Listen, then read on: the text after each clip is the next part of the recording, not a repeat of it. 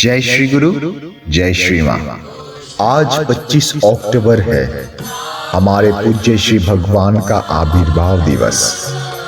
इस पुण्य तिथि पर हम पूज्य श्री के चरण कमलों में भक्तिपूर्ण श्रद्धांजलि अर्पित करते हैं। लक्ष्मी स्वरूपिणी गुरु मां को भी हमारा कोटि कोटि प्रणाम। समग्र गुरु परिवार के प्रत्येक सदस्यों को हमारा नमन और संघ की सभी शाखाओं के हर एक गुरु भाई बहनों को हार्दिक शुभकामनाएं और अभिनंदन। इस उपभोक्तावत के युग में भक्ति मार्ग पर चलना बहुत कठिन है। पूर्ण शांति केवल मात्र भक्ति के द्वारा ही प्राप्त किया जा सकता है। ईश्वर को पूर्ण सिद्धि ही भक्ति का मार्ग है।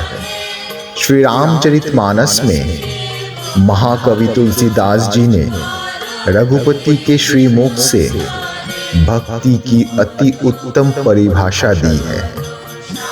रघुपति जब लक्ष्मण को लेकर शबरी के आश्रम में पहुंचे तो शबरी ने उन्हें पूछा कि भक्ति क्या है। शबरी के इस प्रश्न का रघुवन ने एक बहुत ही सुंदर उत्तर दिया। उन्होंने कहा, जाति पाति कुल धर्म बड़ाई, धन बल गुण परिजन चतुराई, भक्तिहीन नर सोहाई कैसा, बिनु जल बारिक देखिए जैसा। इन पंक्तियों का अर्थ यह है कि मनुष्य में जाति पाति कुल धर्म का बड़प्पन, धन बल कुटुंब बल गुण और चतुरता यह सब हो, पर भक्ति ना हो तो मनुष्य शोभाहीन हो जाता है। जैसे बिना पानी के बादल शोभाहीन है। प्राचीन शास्त्र में भक्ति को 9 प्रकार बताए गए हैं, जिसे नवदा भक्ति कहते हैं। श्रवणं कीर्तनं विष्णु, स्मरणं पाद सेवनम, अर्चनं वंदनं दास्यं, सख्यमात्मनिवेदनम। श्रवण कीर्तन स्मरण पाद सेवम अर्चना वंदना दास्य सख्य और आत्मनिवेदन, ये 9 अलग अलग भक्ति के मार्ग है, जिसे नवदा भक्ति कहा जाता है। हमारे पूज्य श्री का यह बहुत ही मनपसंद विषय था। इस विषय पर हमारी आज की प्रस्तुति है नवदा भक्ति।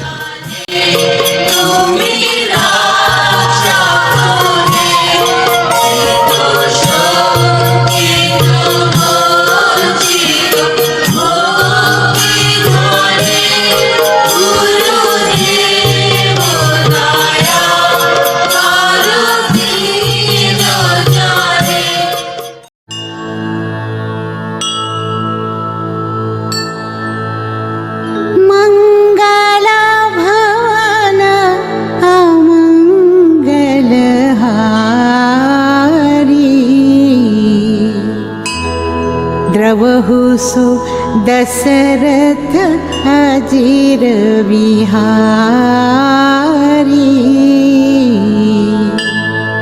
कहु तात आस मोर प्रणाम, सब प्रकार प्रभु पूरन कामा। दीन दयाल विरद संहारी,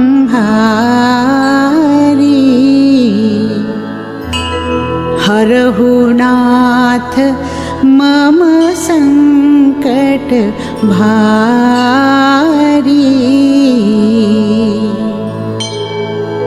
सिया राम माया सब जग जानी, करहु प्रणाम जोरी जुग पाणी।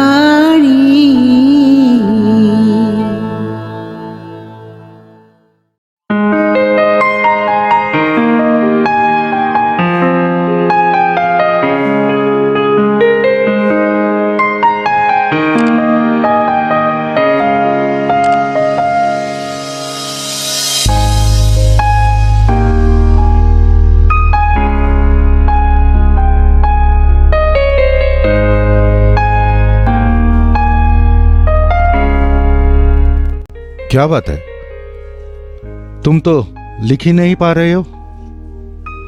सवाल इतना तो कठिन नहीं है। पिछले 2 दिनों में मैंने जो पढ़ाया है उसी के विषय में ही परीक्षा ले रहा हूं, फिर भी तुम लिख नहीं पा रहे हो, क्यों?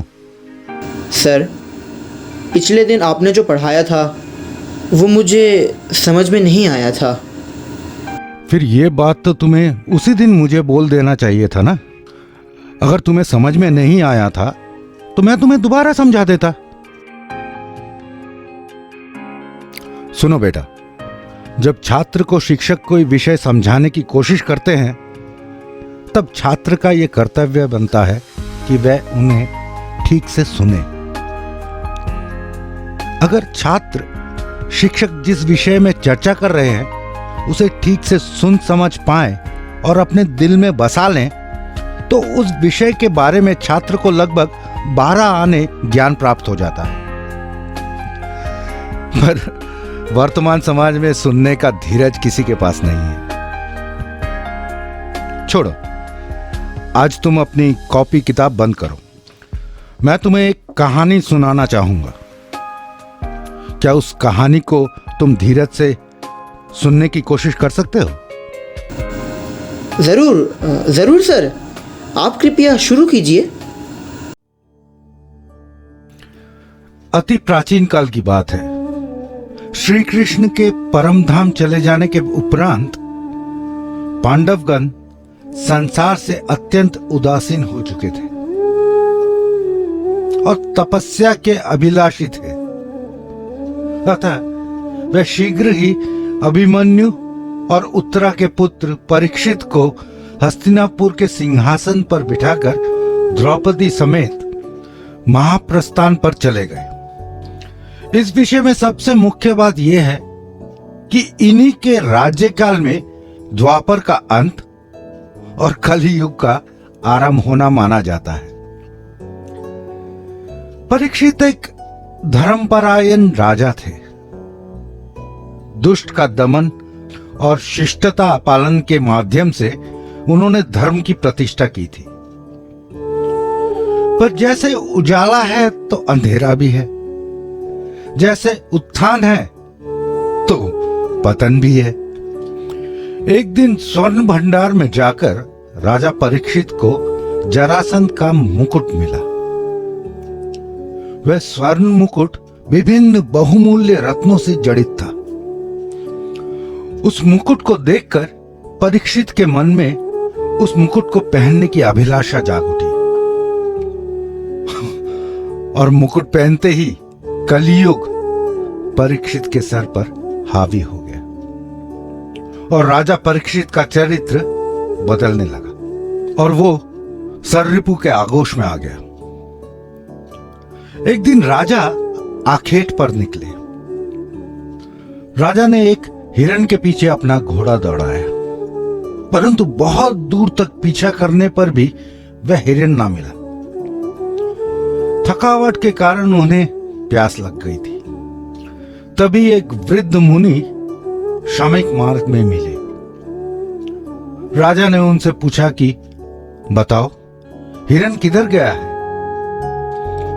मुनि मौनी थे, इसलिए राजा की जिज्ञासा का कोई उत्तर ना दे सके।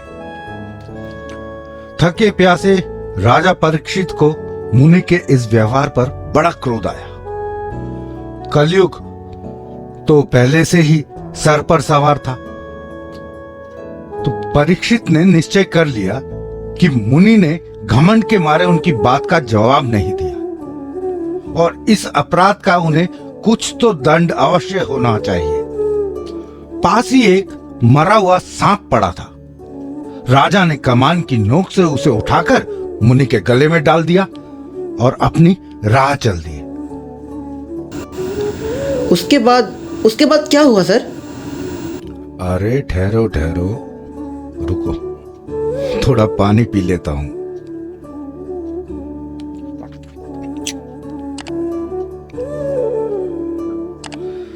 क्यों, कहानी सुनने में मजा आ रहा है ना? बहुत मजा आ रहा है सर। उसके बाद क्या हुआ? हाँ, तो कहाँ थे हम लोग? हाँ, मुनि के गले में सांप डालने के बाद राजा वहां से प्रस्थान कर जाते हैं। मुनि का श्रृंगी नाम का एक महातेजस्वी पुत्र था। वह किसी काम से बाहर गया था। लौटते समय रास्ते में उसने सुना कि कोई आदमी उसके पिता के गले में मृत सर्प की माला पहना गया है। कोपशील श्रृंगी ने पिता के इस अपमान की बात सुनते ही हाथ में जल लेकर श्राप दिया कि जिस पापात्मा ने मेरे पिता के गले में मृत सर्प की माला पहनाई है, आज से 7 दिन के भीतर तक्षक नाम का एक सर्प उसे डस लेगा। आश्रम में पहुंचकर श्रृंगी ने पिता से अपमान करने वाले को उपयुक्त उग्र शाप देने की बात कही। ऋषि को पुत्र के अविवेक पर दुख हुआ और उन्होंने एक शिष्य द्वारा परीक्षित को इस श्राप का समाचार कहलवा भेजा, जिससे कि परीक्षित सतर्क रहे। सर, क्या वो श्राप सच हुआ? 7 दिनों के बाद क्या राजा को वास्तव में तक्षक सांप ने काट लिया था? बेटा, सब्र रखो, सब्र रखो। अभी तो शुरू हुआ है इस कहानी का मुख्य आकर्षण। जब परीक्षित को इस श्राप के विषय में पता चला तो वह बहुत परेशान हुए। उन्हें पता था कि ऋषि मुनियों के वचन कभी झूठे नहीं होते। यह अभिशाप भी सच होगा और 7 दिनों के बाद वह तक्षक सांप के काटने से मर जाएंगे। परीक्षित राजा को अवसाद के अंधकार ने अपनी चपेट में ले लिया। उन्होंने खाना पीना सोना सब छोड़ दिया। मृत्यु के भय से वे बेचैन हो उठे। उनका सामान्य जीवन अस्त व्यस्त हो गया। तभी राजा ने इस विषय पर विस्तार से चर्चा करने के लिए सभी बुद्धिमान ऋषियों को अपनी बैठक में आमंत्रित किया। जब सभी उपस्थित हुए तो उन्होंने जोर शोर से सभी का अभिवादन किया। उन्होंने कहा, हे संतो, मैं आज शापित हूं। मेरे जीवन के केवल 7 दिन अवशेष हैं। मैं अपने जीवन के सभी कार्यों को पूरा नहीं कर पाया हूं। यदि इस स्थिति में मेरी मृत्यु हो जाए, क्या मुझे मोक्ष प्राप्त होगा? क्या मुझे मुक्ति मिलेगी? ऋषियों को राजा की मृत्यु का भय दूर करने का कोई उपाय नहीं सूझ रहा था। मोक्ष प्राप्त करने के लिए लोगों को कई युगों तक तपस्या करनी पड़ती है। महर्षिगण इस बात से अनभिज्ञ थे कि मात्र 7 दिनों में यह कैसे संभव होगा। उस बैठक में देवर्षि नारद भी उपस्थित थे। वह राजा परीक्षित की किसी भी तरह से मदद ना कर पाने के अपराध बोध के साथ वैकुंठ लौट गए। राह में उनकी मुलाकात परमहंस मुनि सुखदेव से हुई। महर्षि नारद मुनि ने सुखदेव से इस संबंध में एक प्रावधान करने की प्रार्थना की। सर, ऋषि सुखदेव कौन है? सुखदेव महान ऋषि व्यासदेव के पुत्र हैं। सुखदेव महाज्ञानी परमहंस थे।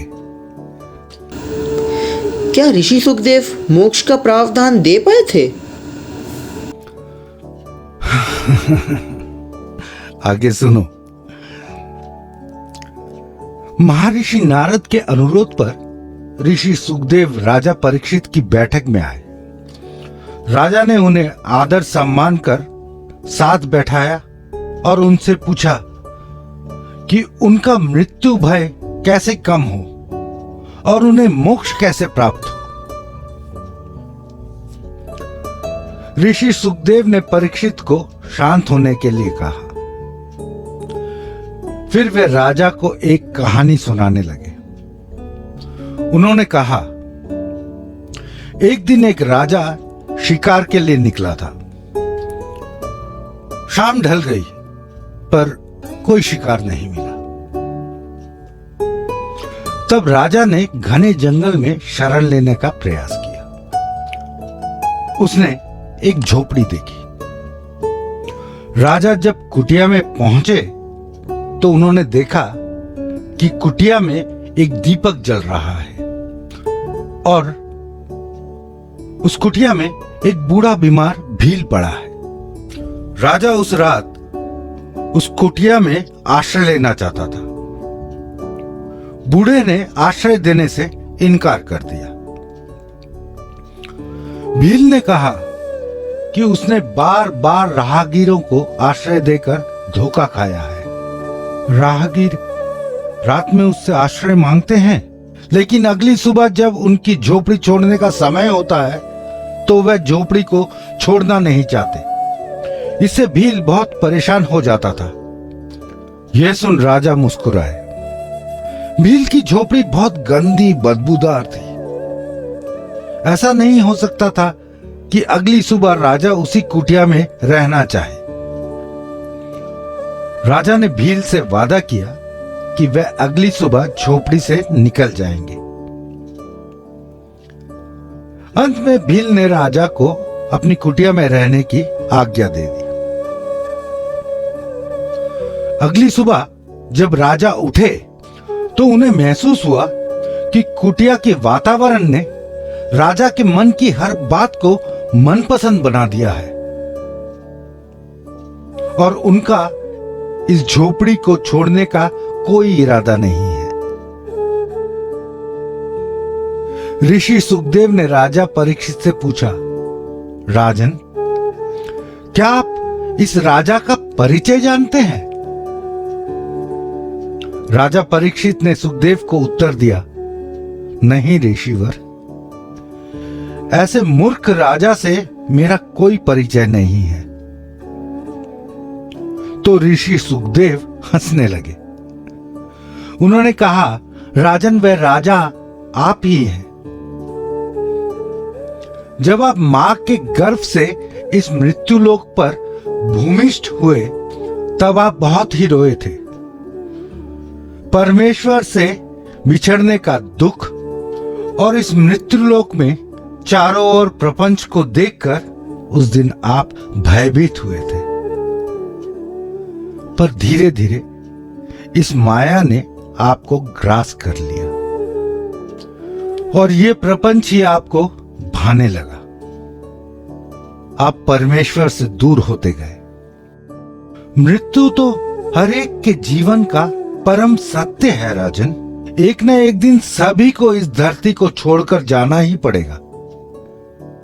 पर इस सत्य को जितने खुले हृदय से आप ग्रहण करेंगे, मृत्यु आपके लिए उतना ही आसान हो जाएगा। आनंद के साथ परमेश्वर से मिलित होने के इस मुहूर्त की प्रतीक्षा कीजिए राजन।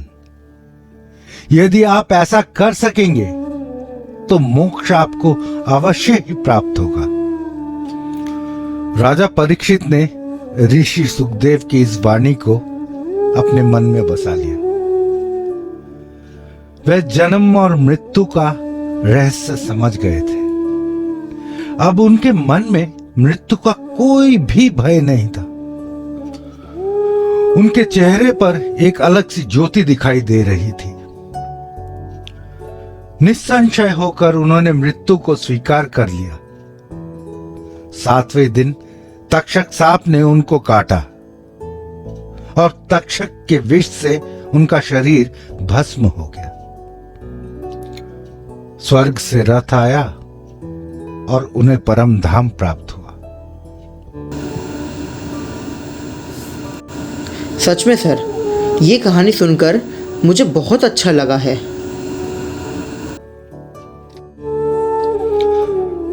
मुझे ये जानकर खुशी हुई कि तुम्हें ये कहानी अच्छी लगी। लेकिन इस कहानी को सुनाने का मेरा एक ही उद्देश्य था। श्रवण साधना का प्रथम चरण है।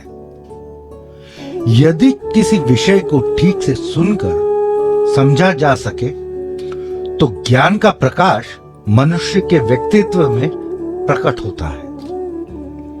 ज्ञान प्राप्त करना तभी पूर्ण होता है। मुझे आशा है कि तुम्हें यह हमेशा याद रहेगा।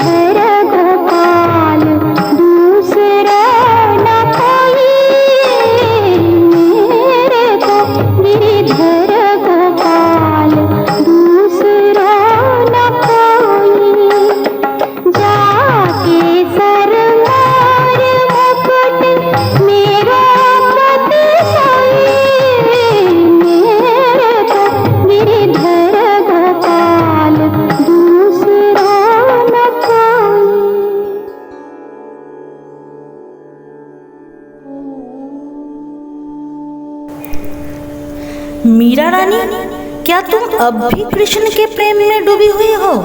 दोपहर के बाद शाम ढल गई, राजा जी का कुछ ख्याल है तुम्हें? गोविंदा मेरा ध्यान, ज्ञान, विचार है। मेरे स्वर्गीय आनंद में कान्हा का ही नाम कीर्तन है। हे भगवान, मीरा रानी ने खो दिया बाहरी ज्ञान। अब हम क्या करें? बताओ, हम भी क्या करें? कृष्ण मेरे मन में, मेरे विचारों में, मेरे पूरे अस्तित्व में समाये हुए हैं। इधर राजा आपसे बहुत नाराज है। क्यों आप दिन भर कृष्ण का जप करते रहते हैं?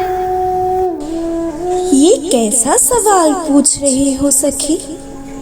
तुम हवा से पूछ रही हो कि वे क्यों बहती है? पानी से पूछ रही हो कि वे शीतल क्यों है? अरे मीरा और कृष्ण तो एक ही है।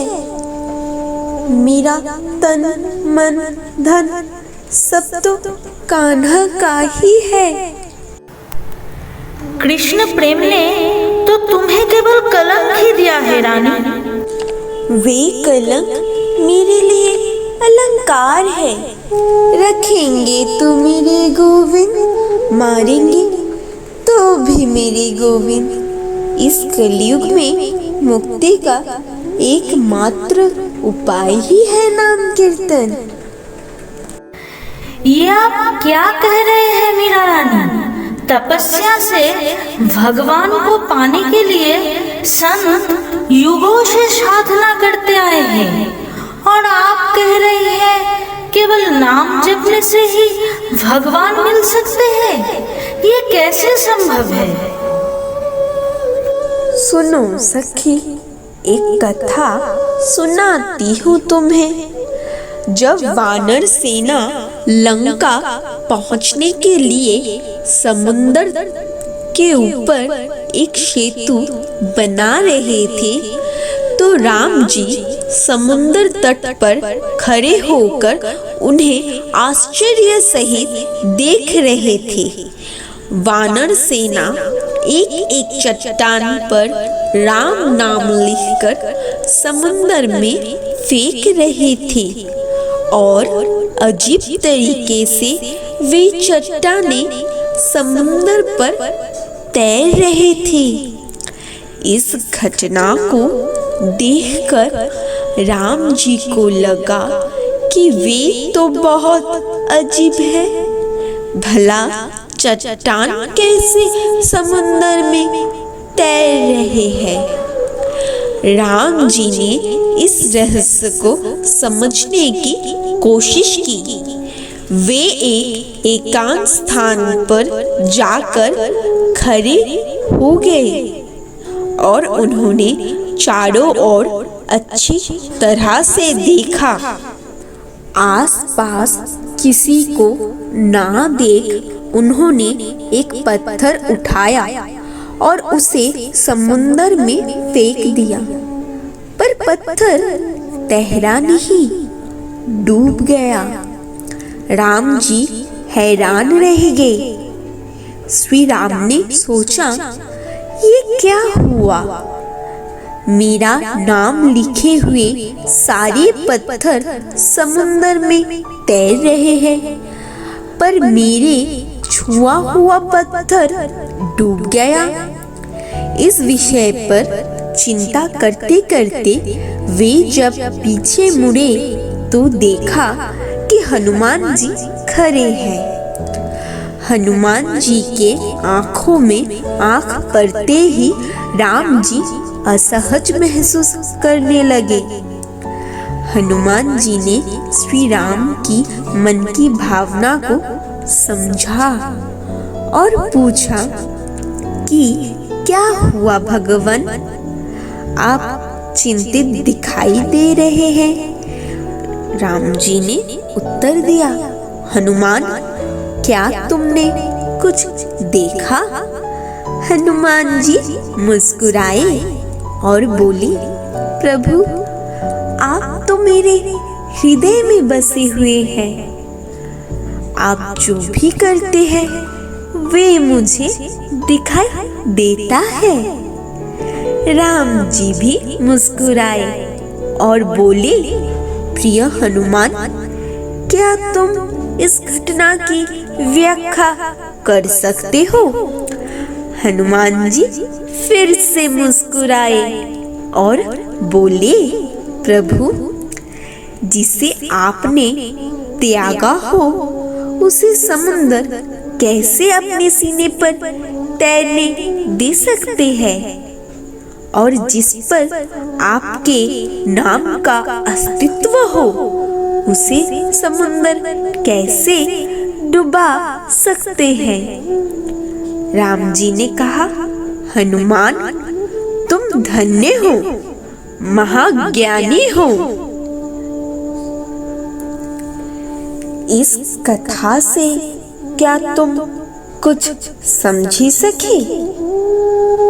प्रभु का नाम जप करते करते, कीर्तन करते करते वे नाम हमारे हृदय में बस जाता है, हमारे अस्तित्व का अंश बन जाता है। जिसके अस्तित्व में प्रभु बसे हुए हैं, क्या उनका कोई कुछ भी बिगाड़ सकता है? इसलिए इस कलयुग में नाम जप और नाम कीर्तन भी साधना का पथ है।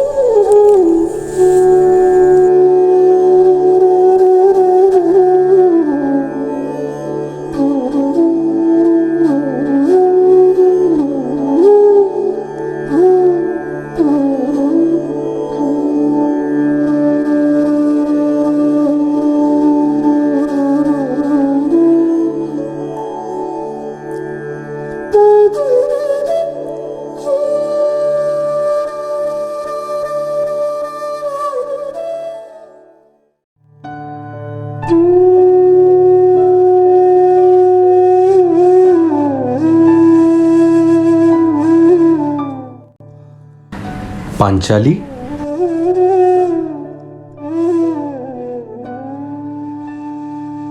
आओ सखा, विराजो।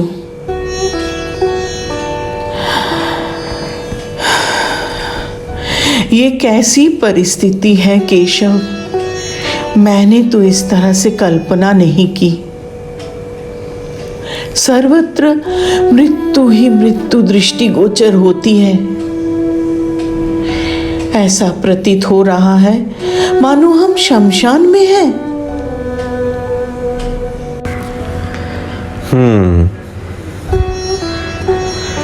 नियति बहुत ही क्रूर और निष्ठुर होती है सखी। वह कभी हमारी विचारधारा से प्रेरित नहीं होती। भाग्य हमारे कर्मों के परिणाम को अपने विचारधारा से परिवर्तित करता है। तुम तो प्रतिशोध लेना चाहती थी और तुम सफल हुई। तुम्हारा प्रतिशोध पूर्ण हुआ पांचाली। देखो, दुर्योधन दुशासन ही नहीं, समस्त कौरव विनाश को प्राप्त हुए। तुम्हें तो आनंदित होना चाहिए पांचाली। सखा, क्या आप मुझे इन सब के लिए उत्तरदायी मानते हैं? स्वयं को इतना महत्वपूर्ण ना समझो पांचाली, इतना महत्वपूर्ण ना समझो। हाँ, अपने कर्मों के प्रति तुम्हारी दूरदृष्टता सही माने में होती तो आज तुम्हें इतना कष्ट ना होता। परंतु केशव, मेरे वश में क्या था? सब कुछ तुम्हारे वश में था पांचाली, तुम्हारे ही वश में था। अपने स्वयंवर सभा को स्मरण करो। क्या महावीर कर्ण को सूत पुत्र कहना आवश्यक था? फिर पांचाली पांडव से विवाह युक्ति से मना कर सकती थी। और फिर तुम्हारे प्रसाद में इंद्रप्रस्थ में अतिथि रूप दुर्योधन को अंधे का पुत्र अंधा कहना ये सब तुम्हारी भूल नहीं, ये तुम्हारी बहुत बड़ी भूल थी द्रौपदी। ये ना समझो मैं तुम्हें कष्ट दे रहा हूं, मैं तुम्हें वास्तविकता से अवगत करवाना चाहता हूं। हमारे शब्द चयन और उनका प्रयोग ही हमारे कर्मों के परिणाम के कारण होते हैं। एक एक शब्द ब्रह्म स्वरूप है, इसलिए पांचाली वाक्यों के प्रयोग से पहले चिंतन अति आवश्यक है, अन्यथा उसका दुष्परिणाम केवल और केवल मात्र उस व्यक्ति विशेष को नहीं, समस्त परिवेश और परिणाम को भी प्रभावित करता है, और वह हमारे दुख का कारण होता है। केवल मात्र मनुष्य ही ऐसा प्राणी है जिसकी वाणी विस्मय होती है।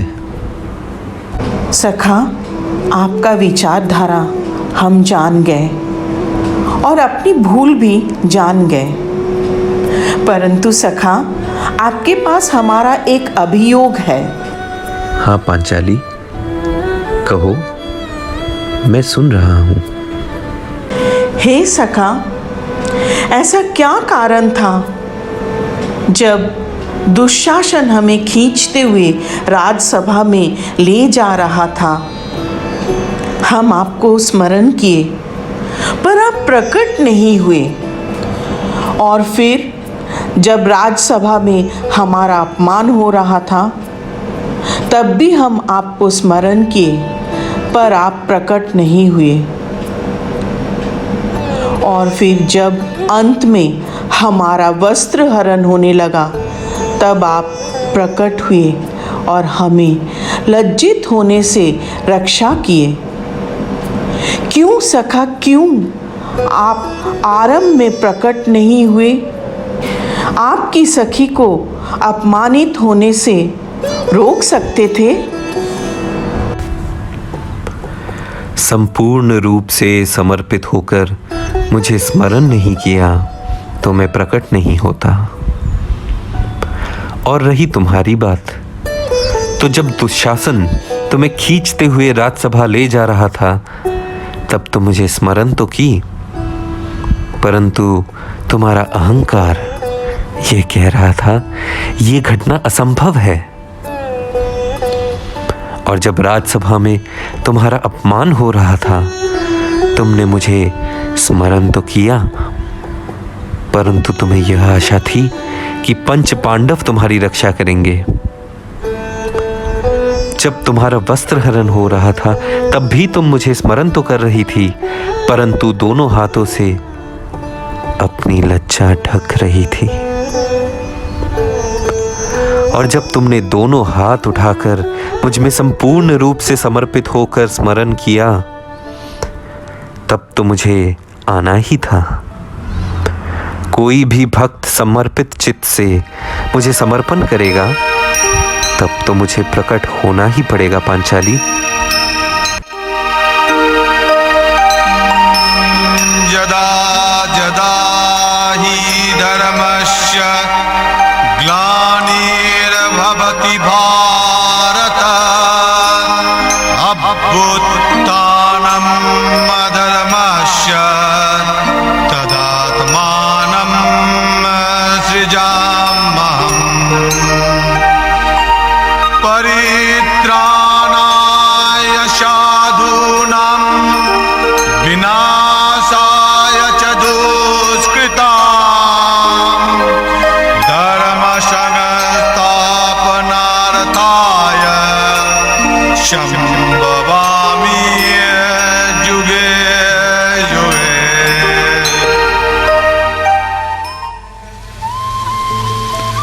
जैसे कि भगवान श्री कृष्ण ने जब कामक वन में युधिष्ठिर पंच पांडव लोग वहाँ पर निवास कर रहे हैं, पांडव सभा में राजसभा में द्रौपदी को घसीट को लाकर कपड़ा खोल लेने का कोशिश किया गया था। तो द्रौपदी के मन में बड़ा अभिमान, बहुत बड़ा अभिमान रहा कि मैं वो सखा से अब कभी बात नहीं करूँगी। यद्यपि सखा मैंने बहुत सारा वस्त्र को जुगाड़ दिए थे, लेकिन बड़ा देर हो गया था, मन तब खिन्न हो गया है। इसलिए क्या किया है, तो मन अभिमान में भरा हुआ था, उन लोग का वनगमन हो गया था। तो आप तो जानते हैं सब कोई कि वो वनगमन के पश्चात दुर्योधन शकुनी का परामर्श बस दुर्वासा ऋषि को भेज दिए कि आप संध्या टाइम में हमारा भाई लोग के पास जाइए, वो आपके साथी अभ्यागमन करने के लिए तैयार है। वहाँ पर आके पहुँचे। द्रौपदी का बाबा ऊपर वरदान था कि वो जब तक वो नहीं खाएगी तब तक थाली शून्य नहीं होगा, लेकिन द्रौपदी भी खा ली थी। और इतना अवसर दुर्वासा मुनि पहुँच गए थे। दुर्वासा मुनि को खिलाने के लिए कुछ नहीं है, एक दाना भी बचा नहीं है। तो लोग अगति गति भगवान श्री कृष्ण को बुलाया। श्री कृष्ण जी आ पहुँचे, उनको बुलाने से श्री कृष्ण जी आ गए। आने से बाद वो तो निराकरण कर दिए हैं, लेकिन द्रौपदी उनसे बात नहीं कर रही है। उन्होंने बोला कि सखी तुम क्यों नहीं बात कर रही हो, क्या हुआ तुम्हारा मन में? ना आपको भजना करते हुए हमेशा वनगमनी हमारा जिन्हें लिखा हुआ है भाग्याकाश में, और आपको निंदा करते रहे वो दुर्योधन लोग। हस्तिनापुर तो भोग रहे हैं, उसका साथ साथ इंद्रप्रस्थ भी छीन लिए हैं। कृष्ण जी समझाया ये सब ठीक है, टेम्पोररी बात है। बोल नहीं नहीं नहीं, आप रहते हुए भी लोग क्या कहते हैं, कृष्ण पांडवों का सखा, और फिर भी मुझे ले गया है, बालों से घसीट करके राज्यसभा में ले गया है। आपको नाम हम याद किए हैं, लेकिन आप तो उस समय ही और दुशासन का हाथ में कुछ मोच ला सकता था, आप क्यों नहीं ये किया है, दुशासन का क्यों नहीं निवृत्त किया है? तो कृष्ण उस समय, जो कि आज के दिन में तुम लोग के लिए बड़ा ये होगा, उपयोगी होगा, कृष्ण ने बोला कि देखो बात ऐसा है द्रौपदी, बात तो सही है कि तुमने नाम ले रहे थे, मैं वहाँ पहुँच गया था, लेकिन मैंने तुम्हारा अंदर में जब घुसा तब देखा कि तुम सोच रहे ये अगर हम कुंती देवी को पकड़ लेंगे तो हमको ले जाने नहीं सकेगा, ये कुंती देवी मेरा रक्षा करता है, या ये पालंग, ये खम्बा, ये घर के पर्दा, ये सबको आप पकड़ लेते थे। आप मुझको पकड़ने के लिए कोशिश ही नहीं किए। फिर भी जब आप शक्ति से आप हट गई, आप नहीं कर पाए कुछ, दुशासन उसको लेके जा रहे हैं। मन में आपका यही है कि वहाँ पंच पांडव बैठे हैं, वो भीमसेन देखेगा तो दुशासन का मुंड छीन लेगा। मन में आपका कृष्ण कृष्ण नाम ओठों में है, लेकिन मन में वही है, अर्जुन है, भीम है, ये दोनों अगर खड़ा हो जाएंगे तो त्रिभुवन को ये लोग नष्ट कर सकते हैं। जब देखा कि कोई कुछ नहीं किया है, जब दुशासन उनको कपड़ा उतारने के लिए आए हैं, आप उनका साथ लड़ाई कर रहे हैं, मुझे लड़ाई करने का मौका ही नहीं दिया। फिर भी जब आप विवश हो गए तो एक हाथ से अपना ऐसा पकड़ के एक हाथ से आप बुला रहे हैं, फिर भी एक हाथ नहीं छोड़े। जब दोनों हाथ छोड़ दिया, देखिए शक्ति के आप अपार शक्ति दुशासन को देखा तो आप दोनों हाथ छोड़ दिए, लेकिन आप क्या कह रहे थे, हे रुक्मिणी रमान मुझे बचाओ। तो आप हमारा भक्त है, आपका वचन की सत्यता के लिए मुझे रुक्मिणी के से मिलना पड़ा। आप बोला कि हे राधिका रमान, कहाँ वृंदावन जाके मैंने राधिका से मिलकर आए। हे वैकुंठवासी, मुझे वैकुंठ भी जाना पड़ा। लेकिन जब आप बोला हे अंतर्जामी भगवान, हे हृदयेश्वर, हे प्राणनाथ मुझे रक्षा करो, तब तुम्हारा अंदर में मैं घुसा ही था, आग का कपड़ा सप्लाई कर दिए। तो इसी प्रकार दोनों छोटे, हे प्राणनाथ, हे अंतर्जामी, जब तक नहीं बोल पाओगे तुम्हें रक्षा करने के लिए कोई अवतरण नहीं करेंगे। आज हमारा पूरा विश्व का जिस प्रकार स्थिति है, इस स्थिति में बहुत सारा संत लोग सोचते हैं यदा यदा ही धर्मस्य ग्लानिर्भवति भारत अभ्युत्थानम् अधर्मस्य तदात्मानं सृजाम्यहम्।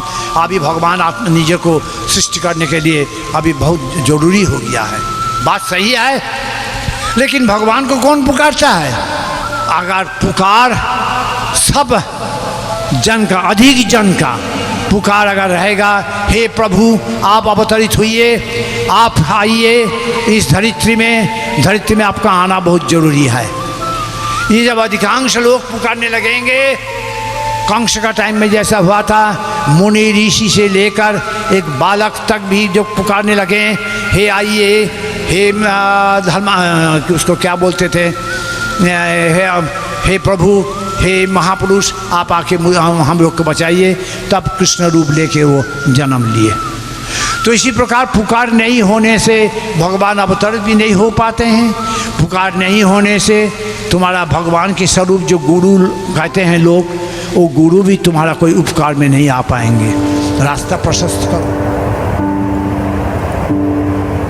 কেন মেঘাসে হৃদয় আকাশে, কেন মেঘাসে হৃদয় আকাশে, তোমারে দেখিতে দেয় না মোহ মেঘে, তোমারে অন্ধ করে রাখে, তোমারে দেখিতে দেয় না।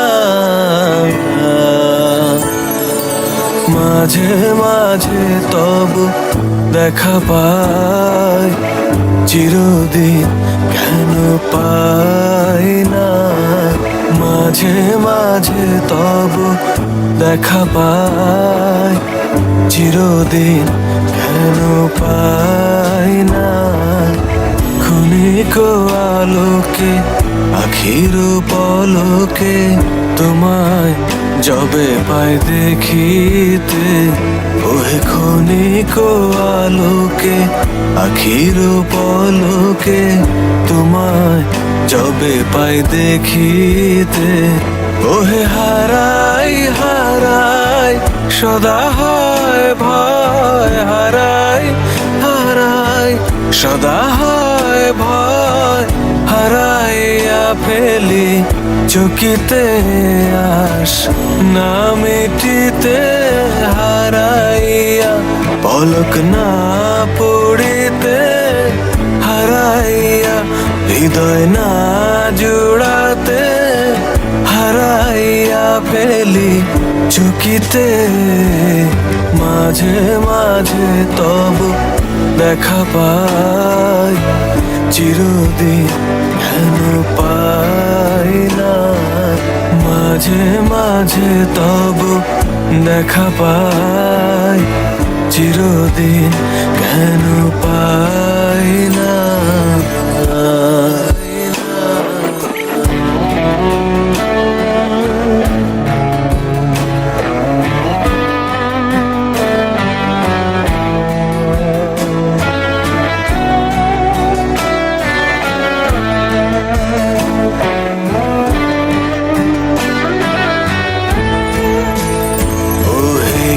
করিলে বলো পাইব তোমারে, রাখিব আখিতে আখিতে, ওহে কি করিলে বলো পাইব তোমারে, রাখিব আখিতে আখিতে, ওহে এত প্রেম আমি কোথা পাবো না, এত প্রেম আমি কোথা পাবো না। তোমারে হৃদয়ে রাখিতে আমার সাধ্য কি বা, তোমারে দয়া না করিলে কে পারে, তুমি আপনি না এলে কে পারে হৃদয়ে রাখিতে। মাঝে মাঝে তব দেখা পাই, চিরদিন কেন পাই না।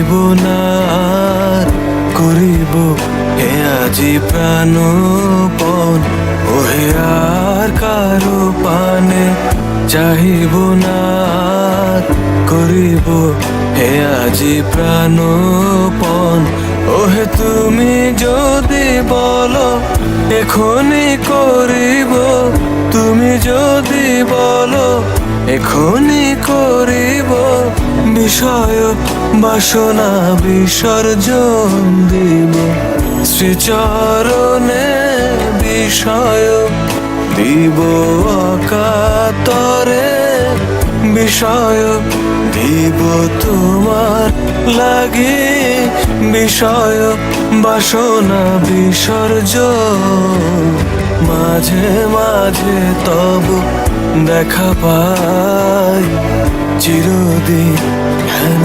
পাই না কেন মেঘ আসে হৃদয় আকাশে কেন মেঘ আসে হৃদয় আকাশে তোমারে দেখিতে দেয় না মাঝে মাঝে তব দেখা পাই চিরদিন কেন পাই না মাঝে মাঝে তব দেখা পাই চিরদিন কেন পাই না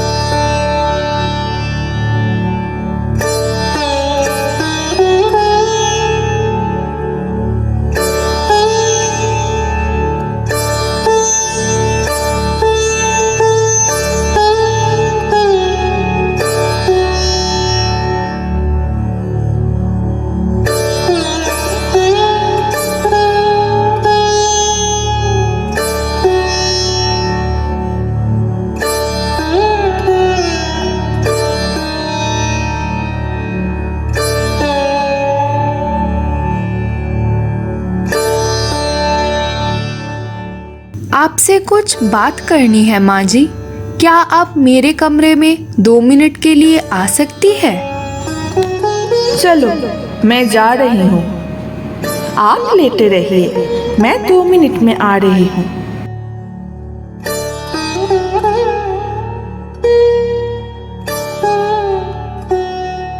अब बोलो क्या कहना चाह रही हो? आप रोज रोज पापा जी का पैर क्यों दबाते हैं? अब जमाना बदल चुका है माँ जी। क्या ये पाद सेवा हर रोज जरूरी है? उनके घुटनों में दर्द रहता है, इसलिए थोड़ा दबा देती हूँ जिससे उनका थोड़ा आराम मिले। पापा जी इतने भी बीमार नहीं हैं, मैं ये भली भांति जानती हूँ। आपकी भी तो उम्र हो चुकी है, आपके भी घुटनों में दर्द रहता है। मुझे उनके पैर दबाने में कोई तकलीफ नहीं होती है बेटी, उल्टा मुझे खुशी होती है उनकी सेवा करके, मुझे शांति मिलती है। पर मुझे ये एकदम अच्छा नहीं लगता। अगर उन्हें कोई तकलीफ है तो वो अपने बेटे को बोले, अच्छे डॉक्टर के पास ले जाकर उनका इलाज कराए। आपका ये पैर दबाना मुझे एकदम अच्छा नहीं लगता। क्या इससे आपके आत्मसम्मान में ठेस नहीं लगता? बेटी तुम इस जमाने की लड़की हो, इसलिए तुम ये सब समझ नहीं पाओगी। तुम्हारे पापा जी भी मुझे बहुत बार पैर दबाने के लिए मना कर चुके हैं, पर उनके पाद सेवा करके मुझे खुशी मिलती है, मुझे परम शांति मिलती है। तुमने माता लक्ष्मी को नहीं देखा? श्री विष्णु के चरण सेवा ही उनका एकमात्र धर्म है। ये बात मुझे बहुत खटकती है माँ जी। माता लक्ष्मी हमेशा नारायण के चरण तले ही क्यों बैठी रहती है? क्या श्री नारायण की पाद सेवा ही माता लक्ष्मी का एकमात्र धर्म है? इसका एक विशेष कारण है बहू। माता लक्ष्मी के हाथों में देवगुरु बृहस्पति का वास है और श्री विष्णु के चरण कमलों में दैत्य गुरु शुक्राचार्य की वास है। ज्योतिष के अनुसार जब देव और दानव का मिलन होता है तब धन, संपदा और समृद्धि की वर्षा होती है। और एक कारण भी है, माता लक्ष्मी धन, संपदा, सौभाग्य और समृद्धि की देवी है। श्री विष्णु के चरण तले रहने से उनके मन में कभी भी अहंकार का जन्म नहीं होता। अहंकार सबसे बड़ी अविद्या है बेटी। अर्जुन श्री कृष्ण के चरण तले बैठ गए तो उन्हें श्री कृष्ण ही अपने सारथी के रूप में मिल गए। पर अहंकारी दुर्योधन श्री कृष्ण के सिर के पास बैठा था। उसे पूरी की पूरी नारायणी सेना मिली, पर उसके उपरांत भी वो पराजित हुआ। बड़े बुजुर्ग के चरण सेवा करने से मन में जो अहंकार रहता है वो साफ हो जाता है। जिस व्यक्ति में अहंकार नहीं होता वो क्षेत्र में सफलता प्राप्त करता है। श्रीपीठे सुरपूजिते शंख चक्र गदा हस्ते महालक्ष्मी नमोस्तुते। नमस्तेस्तु महामाये श्रीपीठे सुरपूजिते शंख चक्र गदा हस्ते महालक्ष्मी नमोस्तुते। नमस्ते गरुडारूढ़े भोलासुर भयंकरी।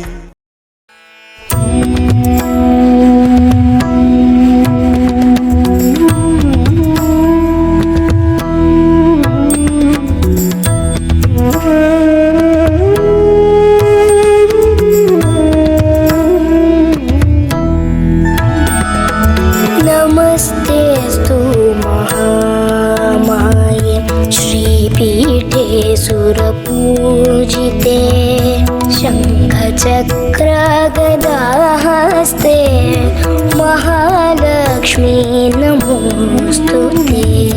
नमस्ते गरुडारूढ़े कोलासुर भयंकरी सर्वपापहरे देवी महालक्ष्मी नमोस्तुते।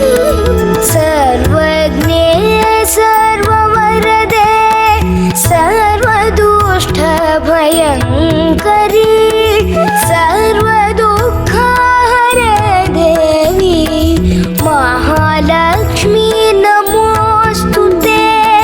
सिद्धि बुद्धि प्रदे देवी मुक्ति मुक्ति प्रदायिनी मंत्रमूर्ते सदा देवी महालक्ष्मी नमोस्तुते। आद्यंत रहिते देवी आदिशक्ति महेश्वरी योगजे योग संभूते महालक्ष्मी नमोस्तुते। स्थूल सूक्ष्म महारौद्रे महाशक्ति महोदरे महापापहरे देवी महालक्ष्मी नमोस्तुते।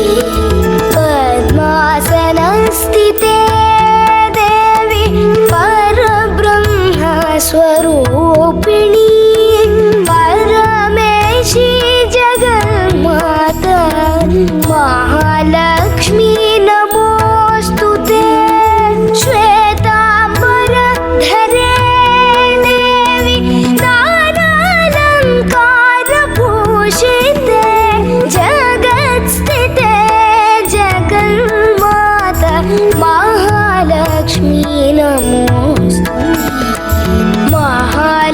महालक्ष्म्याष्टकं स्तोत्रं यः पठेत् भक्तिमान् नरः सर्वसिद्धिमवाप्नोति राज्यं प्राप्नोति सर्वदा एककाले पठे नित्यं महापापविनाशनं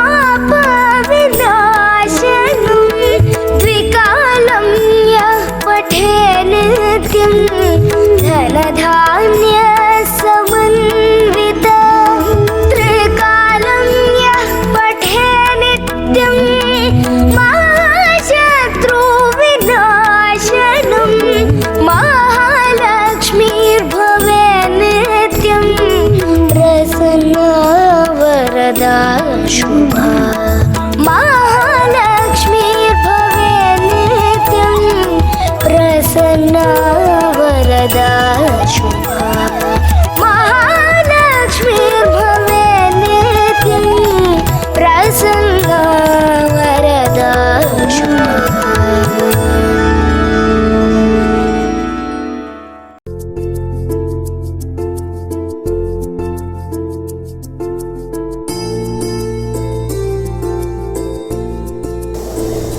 प्रतिष्ठित रीति और संस्कारों के द्वारा भगवान की आराधना को अर्चना कहा जाता है। विश्व में अलग अलग धर्मों के अलग अलग रीति और संस्कार होते हैं भगवान की आराधना के लिए। इस रीति और संस्कारों के माध्यम से हम भगवान के प्रति अपनी निष्ठा, श्रद्धा, प्रेम और भक्ति प्रदर्शन करते हैं। भक्ति मार्ग का 5वां पड़ाव है अर्चना। शास्त्रों में उल्लेखित रीति और संस्कार के द्वारा भगवान की सेवा करने से हमें वास्तविक उन्नति जैसे सुस्वस्थ संपदा, गृह, संतान, नाम, यश और क्षमता का प्राप्ति होता है। अर्चना के माध्यम से भक्ति, आत्मा उपलब्धि और आत्मा परिवर्तन का भी अवकाश मिलता है। हम साधारण मनुष्य जिन्हें विमुक्त चिंतन का क्षमता प्राप्त नहीं है, उनके लिए अर्चना भक्ति मार्ग का श्रेष्ठ माध्यम है। अभिषेक, श्रृंगार, भोग निवेदन, अंजलि प्रदान, आरती, यह सभी अर्चना का अलग अलग संस्कार है। यह सब संस्कार पालन करने से मनुष्य को अपार आनंद प्राप्त होता है।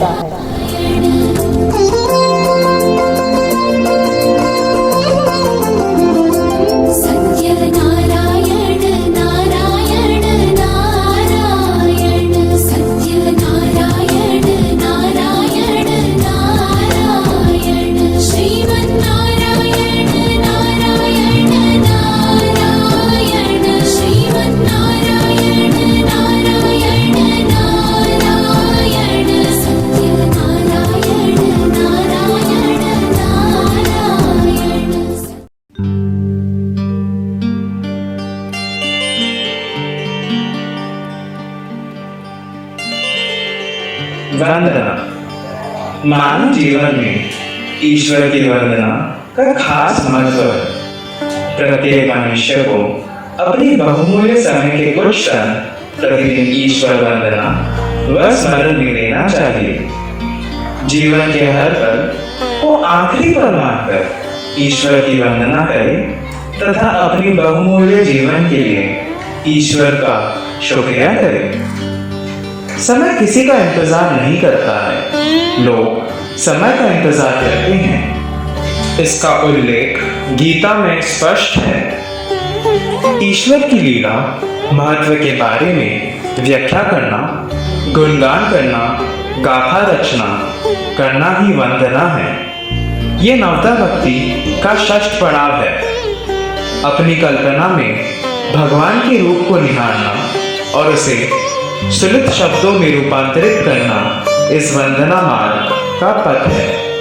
महाकवि तुलसीदास, कालिदास, कबीर, रामानंद, तुकाराम, ये सभी कोई इस मार्ग के उपासक थे।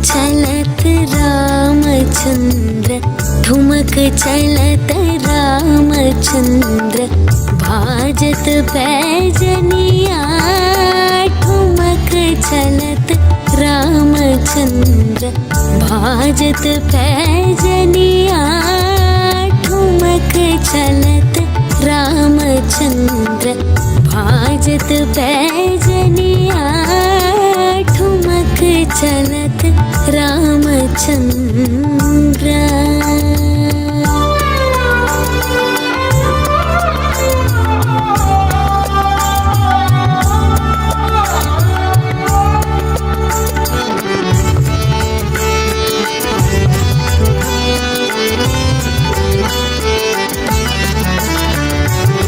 किलकी किलकी उठत धाय किलकी किलकी उठत धाय गिरत भूमि लटपटाय गिरत भूमि लटपटाय धाय मात गोद लेत दशरथ की रनिया ठुमक चलत रामचंद्र भाजत पैजनिया ठुमक चलत रामचंद्र।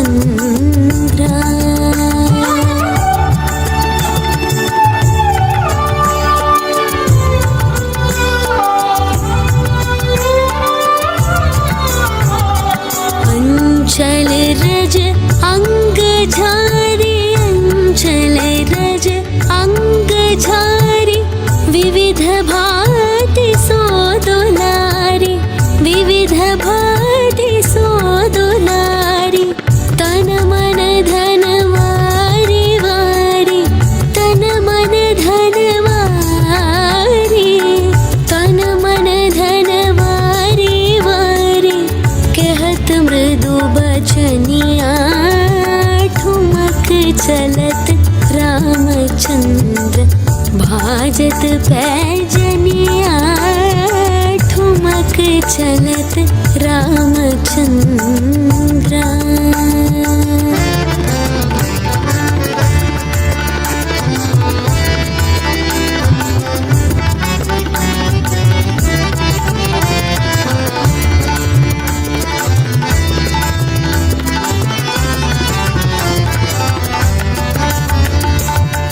विद्रुम से अरुण अधर विद्रुम से अरुण अधर बोलत मुख मधुर मधुर बोलत मुख मधुर मधुर सुभग नासिका में चारों लटकत लटकनिया ठुमक चलत रामचंद्र भाजत पैजनिया ठुमक चलत रामचंद्र।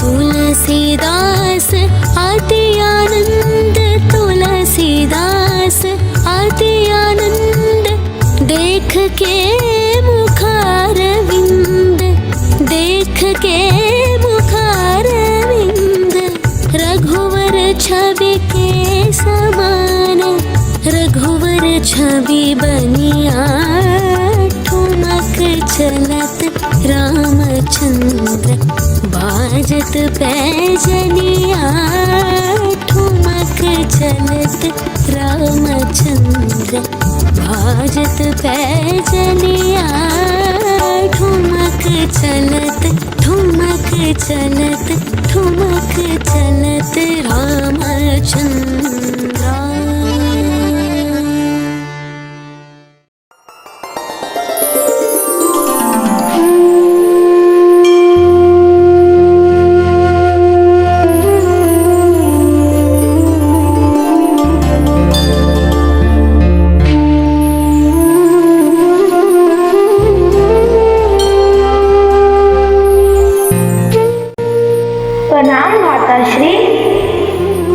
आओ भ्राता सब कुशल मंगल है ना? जिस राज्य का राजा आप जैसा हो, उस राज्य में अमंगल कैसे हो सकता है? कदापि मुझे राजा कहकर मत पुकारो भ्राता। मैं तो केवल प्रभु श्री राम के चरणों का दास हूँ। राजा तो मेरे भ्राता श्री राम हैं। उनके नाम से ये राज्य परिचालित होता है, इसलिए इस राज्य का सौभाग्य हमेशा मंगलमय होता है। भ्राता, श्री राम के अनुपस्थिति में आप ही तो इस राज्य के राजा हैं। यह सोचकर अपने आप को भ्रमित मत करो भ्राता। मैं तो केवल एक ही बात जानता हूँ कि मैं प्रभु श्री राम के चरणों का दास हूँ और मेरा कोई भी अस्तित्व नहीं है। यह सिंहासन उनके लौटने का प्रतीक्षा कर रहा है। अयोध्या के राजा जब अपने राज्य में लौटेंगे तब मेरा स्थान उनके चरणों में होगा। माता कैकेयी ने भ्राता श्री राम को बनवास भेजकर जो पाप किया है, क्या उसका पश्चाताप आप कर रहे हैं? माता पिता के कर्मों का फल उनके संतानों को भोगना पड़ता है, ये सही है। पर उसके साथ ही साथ ये भी जान लो कि माता कैकेयी ने जो पाप किया है उसका प्रायश्चित उन्हें ही करना पड़ेगा। फिर आप क्यों ऐसे वनवासी जीवन यापन कर रहे हैं भ्राता? मेरे प्रभु श्री राम वनवासी का जीवन यापन कर रहे हैं। वह कुटीर में रहते हैं, वन के फल आहार करते हैं, नंगे पैर चलते हैं। मैं उनका दास होकर कैसे राज्य सुख भोग कर सकता हूँ भ्राता? श्री राम तो मेरे रोम रोम में बसे हुए हैं। उनका स्थान मेरे हृदय में है। मेरे प्रभु जैसे रहेंगे मैं भी वैसे ही रहूँगा।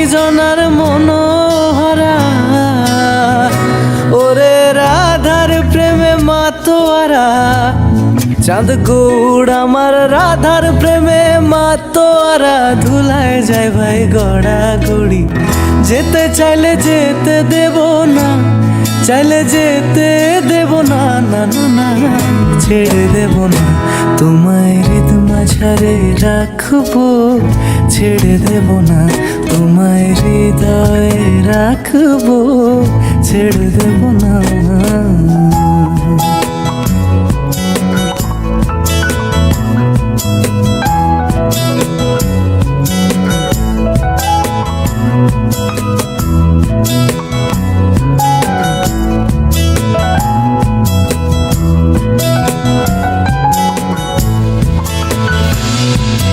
যাবো ব্রজের কুলে কুলে যাবো ব্রজের কুলে কুলে আমরা মাখবো পায়ে রাঙা ধুলি মাখবো পায়ে রাঙা ধুলি ওরে পাগল মন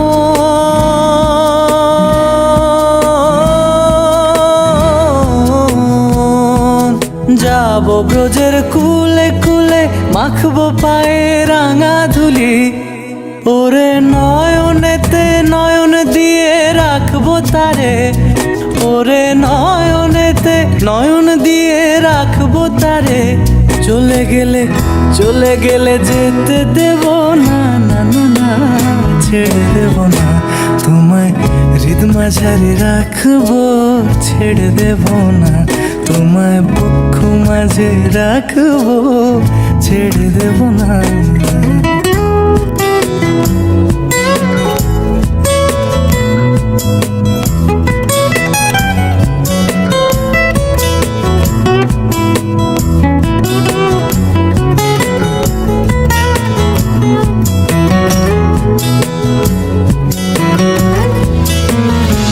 ওরে ছেড়ে দিলে সোনার গৌড় আর তো পাবো না, আমি ছেড়ে দিলে সোনার গৌড় আর তো পাবো না, না না না, ছেড়ে দেব না তোমায় হৃদ মাঝারে রাখবো, ছেড়ে দেব না তোমায় হৃদ মাঝারে রাখবো, ছেড়ে দেব না।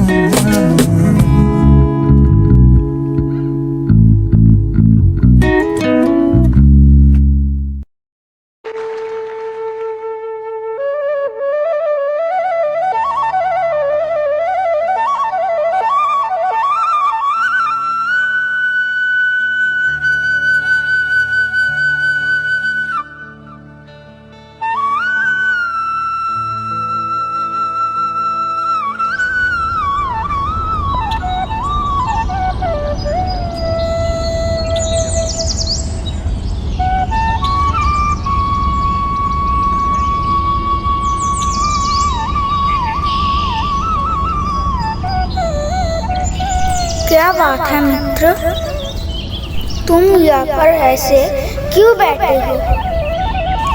मधुसूदन दादा, मैं तुम्हारा ही इंतजार कर रहा था। 2 दिन से तुम मुझसे मिलने नहीं आए।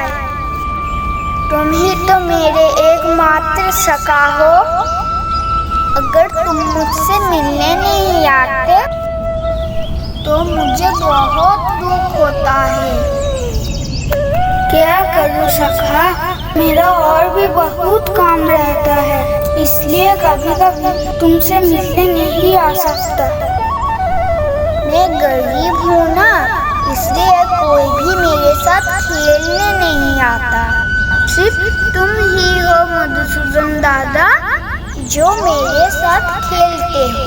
तुम्हें कोई भी काम क्यों ना आ जाए, पर तुम मुझसे जरूर मिलने आना। ठीक है, मैं मिलने आऊँगा, पर अब तो मैं आ गया ना। अभी भी तुम्हारा चेहरा क्यों उतरा हुआ है? जानते हो मधुसूदन दादा, मेरे पाठशाला के जो पंडित जी है, उनके माताजी गुजर गई। कल उनका श्राद्ध। पंडित जी ने सब बच्चे को कुछ न कुछ लेकर जाने के लिए कहा है, पर हम लोग तो गरीब हैं, मैं क्या लेकर जाऊं? ओह, इसलिए तुम चिंतित हो। ठीक है, तुम अपने पंडित जी को जाके कहना कि कल उनकी माँ की श्राद्ध में जितना भी दही लगेगा वो सब तुम दोगे। पर उतना सारा दही मुझे कहाँ से मिलेगा? मैं तो आज तक दही चक्कर भी नहीं देखा है। वो सब तुम मुझ पे छोड़ दो, मैं दही लाकर तुम्हें दूंगा। तुम कल दोपहर में आकर मुझे यहीं पर मिलना। तुम दही लेकर सही में आओगे ना? जरूर आऊंगा।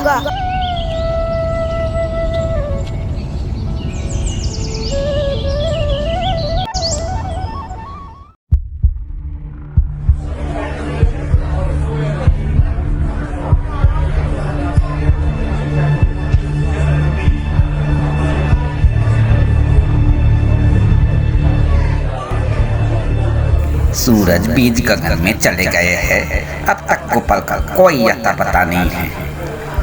कल मुझे बोल कर गया कि वो श्राद्ध के लिए दही लाएगा। आज तो वो स्वयं ही लापता है। नहीं पंडित जी, अब तक तो उसका कोई पता नहीं है। मुझे उस पर विश्वास ही नहीं करना चाहिए था। जिसे 2 वक्त का खाने को नहीं मिलता वो क्या दही लाएगा। उसकी इतनी हैसियत ही नहीं है। एक बार वो मेरे हाथ आ जाए। उसने मुझसे झूठ बोला, मार मार के उसकी नानी याद ना दिला दी। पंडित जी, गोपाल आ गया। क्यों रे बदमाश, आप तक कहाँ था? पता है मैं कितना परेशान हो रहा था। कल तो तू बोल कर गया था कि श्राद्ध के लिए दही लाएगा। दही कहाँ है?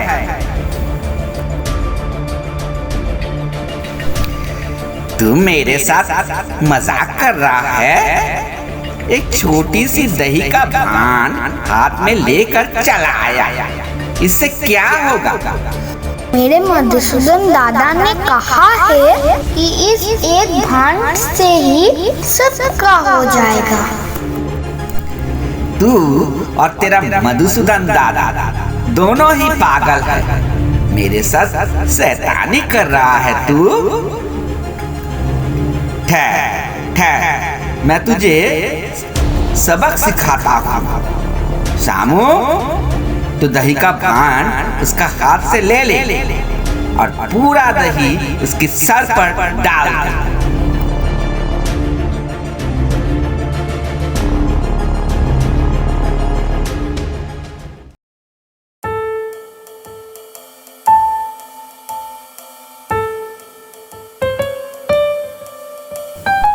मेरे साथ छल कर रहा है शामू, फिर से डाला।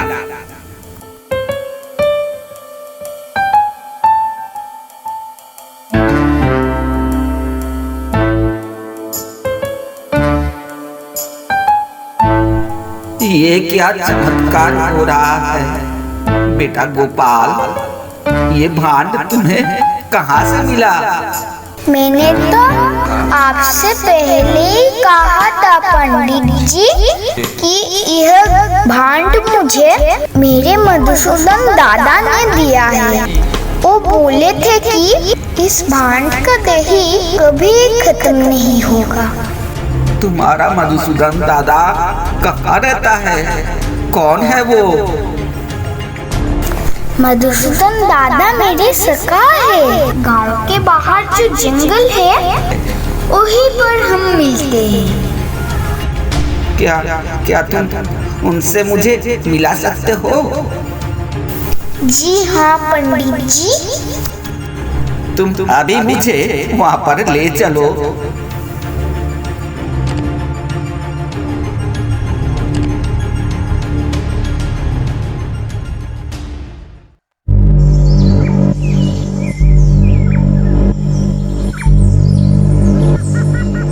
मधुसूदन दादा, तुम कहाँ हो? मधुसूदन दादा, मधुसूदन दादा, मेरे पंडित जी तुमसे मिलने आए। दिखाई दो मधुसूदन दादा, दिखाई दो ना। गोपाल, गोपाल, तुम निष्पाप हो, निष्कलंक, इसलिए तुम मुझे अपने सखा रूप में पा सके। पर तुम्हारे पंडित जी रिपुओं से ग्रस्त है। वो मुझे कभी नहीं देख सकेंगे। उनके मन में वो भक्ति नहीं है कि वे मुझे देख सके।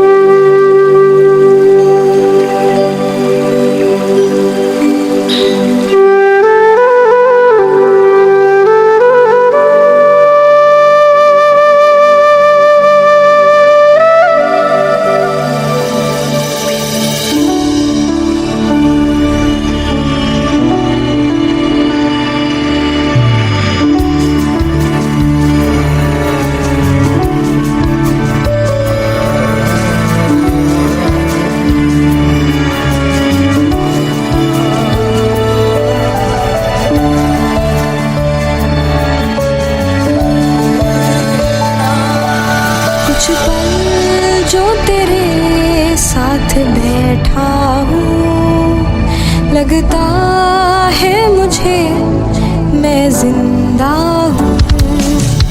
कुछ पल जो तेरे साथ बैठा हूँ, लगता है मुझे मैं जिंदा हूँ। अब भी मुझ में सांस बाकी है, अब भी मुझ में सांस बाकी है। तेरे साए में मैं खुश रहता हूँ, लगता है मुझे मैं जिंदा हूँ।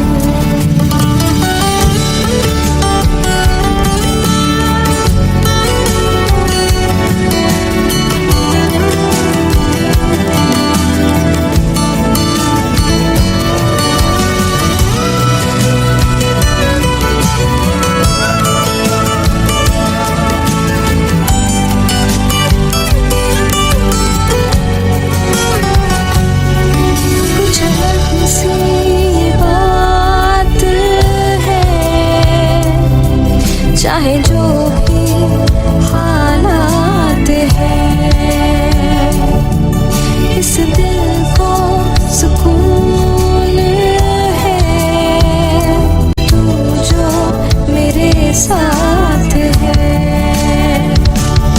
क्या पता था मुझे तू मोहब्बत है, क्या पता था मुझे तू मोहब्बत है। इस दिल को तो बस तेरी हसरत है, लगता है मुझे मैं जिंदा हूँ। अब भी मुझ में सांस बाकी है, अब भी मुझ में सांस बाकी है। तेरे साए में मैं खुश रहता हूँ, लगता है मुझे मैं जिंदा हूँ।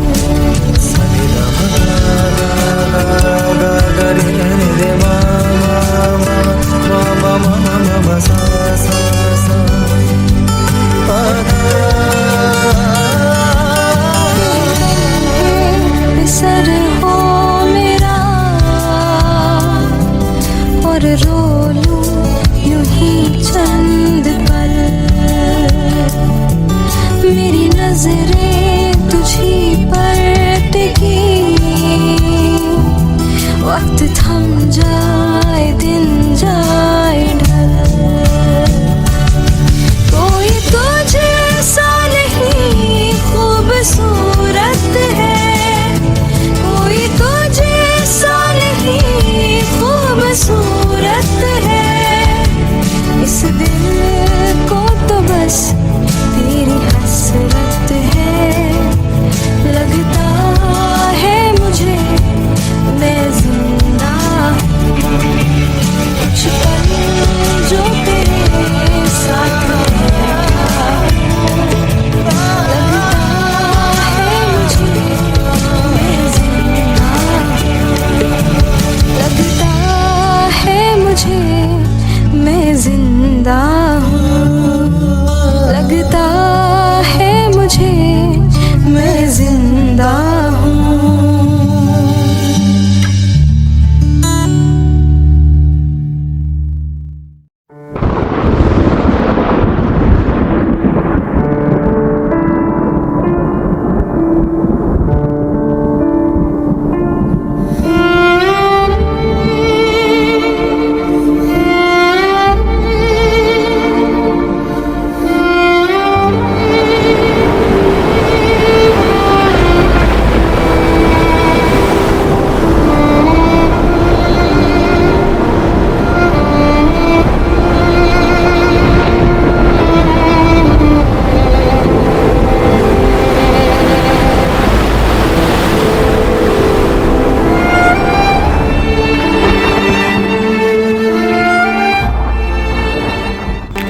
प्रणाम गुरुदेव। आओ वत्स। गुरुदेव, आप तनिक चिंतित दिखाई दे रहे हैं। क्या मैं इसका कारण जान सकता हूँ? वत्स, इस बार इंद्रदेव के प्रकोप से बहुत भारी वर्षा हो रही है। यदि ऐसा ही चलता रहा तो सब फसल नष्ट हो जाएंगे। आश्रम में अनाज का भंडार अपूर्ण रह जाएगा। ऐसी परिस्थिति में आश्रम चला पाना भी कठिन हो जाएगा। खेत के पास ही नदी है। नदी का जो बांध है उसकी अवस्था भी खराब है। वो कभी भी टूट सकता है। यदि ऐसा हो गया तो पूरा का पूरा फसल नष्ट हो जाएगा। क्या इस परिस्थिति को संभालने का कोई उपाय नहीं है गुरुदेव? एक उपाय है, परंतु वो लगभग असंभव है। आप कृपा कर उपाय बताइए गुरुदेव। यदि बांध की मरम्मत की जा सके तो शायद फसलों को बचाया जा सकता है। इस आश्रम में हम सब इतने सारे गुरु भाई हैं। क्या हम सब मिलकर बांध की मरम्मत नहीं कर सकते गुरुदेव? यदि परिस्थिति स्वाभाविक होती तो तुम सब अवश्य ये काम कर सकते थे, पर इस भयंकर बारिश में कौन जाना चाहेगा? यदि कोई नहीं जाना चाहता है तो मैं स्वयं ही जाऊंगा गुरुदेव। आप मुझे आदेश दीजिए। यह आदेश मैं तुम्हें कैसे दे सकता हूँ वत्स? मैं तुम्हारे पिता समान हूँ। पिता होकर पुत्र के जीवन को संकट में कैसे डाल सकता हूँ? नहीं, यह मुझसे नहीं होगा। आप चिंता मत कीजिए गुरुदेव। मेरे साथ आपका आशीर्वाद है। जिसके ऊपर गुरु का आशीर्वाद होता है उसका भला कौन क्या बिगड़ सकता है। मैं अवश्य सुरक्षित वापस आऊँगा। आज्ञा दीजिए गुरुदेव।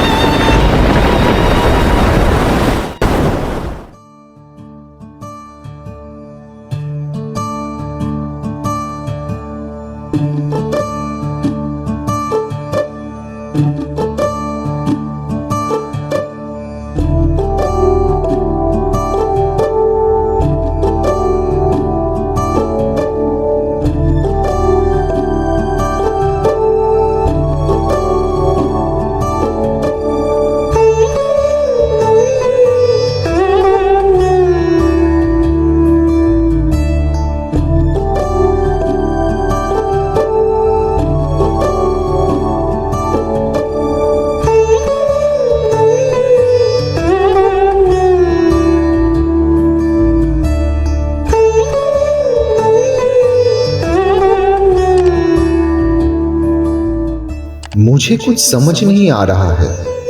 क्या बात है? सुबह हो गई, बारिश भी रुक चुकी है, पर अभी तक आरुणि वापस क्यों नहीं लौटा? क्या वो किसी संकट में है? नहीं, मुझे और विलंब नहीं करना चाहिए। मैं अभी आश्रम से निकलकर उसकी खोज करता हूँ।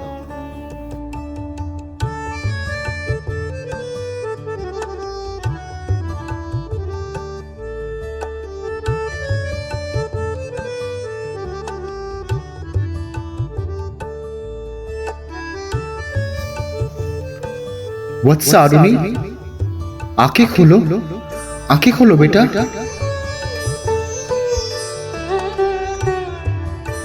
गुरुदेव, क्या मैं बांध को बचा सका? क्या फसल बच पाया? हाँ वत्स, पर तुम्हारे यह हालत कैसे हुई? गुरुदेव, वर्षा के कारण नदी फूलने लगी। एक जगह से बांध टूट गया था।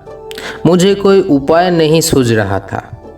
बांध में एक दरार आने के कारण पानी खेत में घुसने लगा था। दरार का मरम्मत करने का उपाय मेरे पास नहीं था, इसलिए मैं स्वयं दरार के ऊपर लेट गया। जिससे कि पानी को खेत के अंदर जाने से रोका जा सका। वत्स, धन्य हो तुम और धन्य है तुम्हारी गुरु भक्ति। तुम्हारा ये आत्मनिवेदन और गुरु भक्ति इतिहास के पन्नों में सदैव स्वर्ण अक्षरों में लिखा रहेगा। तुम्हारा कल्याण हो वत्स।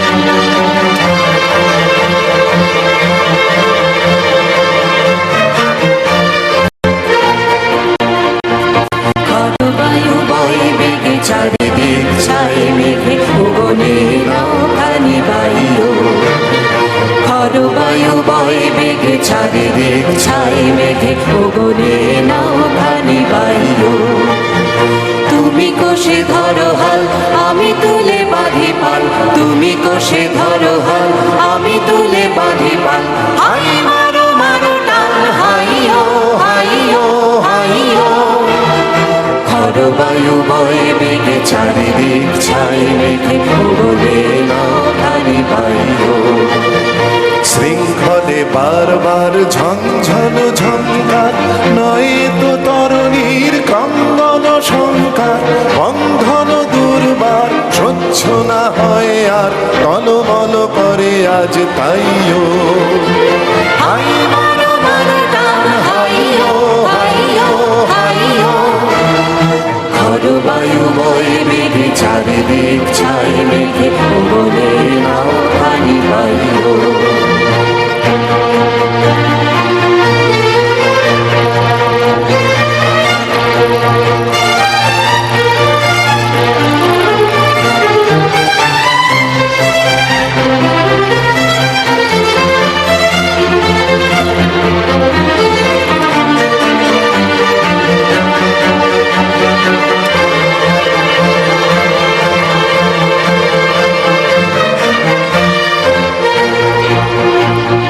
গনি গনি দিন চঞ্চল করি মন, বলো না যাই কি নাই যাই রে। সংশয় পারাবার অন্তরে হবে পার, উদ্বেগে তাকায় না বাইরে। যদি বাটে মহাকাল উত্তম জটা যান, ঝড়ে হয় লুণ্ঠিত ঢেউ ওঠে উত্তাল। হয়েও না কুণ্ঠিত তালে তার দিও তান, জয় জয় জয় গান গাইও। হাই মারো মারো টান হাইও হাইও হাইও, খর বায়ু বয়ে বেগে চারিদিক ছাই মেঘে বলে নাও খালি পাইও। आप सज्जन लोग सब आए हैं, नियम के अनुसार कुछ भी कुछ बोलना चाहिए, लेकिन मुश्किल यही है कि मैं कोई कथावाचक नहीं हूँ, ना प्रवचन कर पाता हूँ, ना कोई भाष्यकार हूँ, ना कोई भाषण देने वाला कोई नेता हूँ। इसलिए थोड़ा मुश्किल हो जाता है। इसीलिए ये सब जो भजन अगर हो रहा था यही सुन रहा था, आप लोग भी सब सुन रहे थे।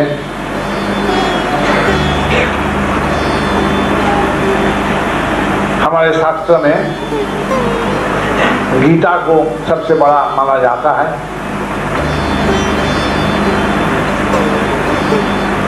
तो गीता में भगवान अपना मुंह से कहें कि